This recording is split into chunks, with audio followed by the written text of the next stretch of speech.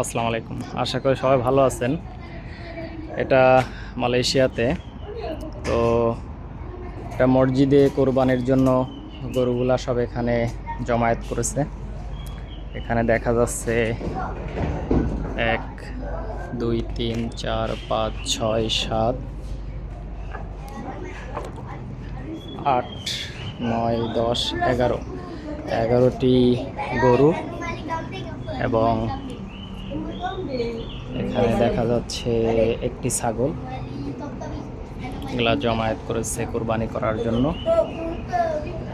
মালয়েশিয়ার একটা সুন্দর সিস্টেম হচ্ছে, এখানে কোরবানিগুলো করা হয় সাধারণত নির্ধারিত একটি জায়গাতে, এবং যারা কোরবানি করে যেখানে সেখানে বাড়িতে এখানে সেখানে কোরবানি করার নিয়ম নাই। তো সবাই সাধারণত মসজিদে জমায়েত করে গরু ছাগল। ওখানে আরও একটি ছাগল দেখা যাচ্ছে, টোটাল 2টা ছাগল।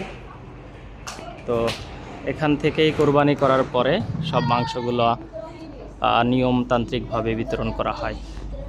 খুবই সুন্দর একটা সিস্টেম।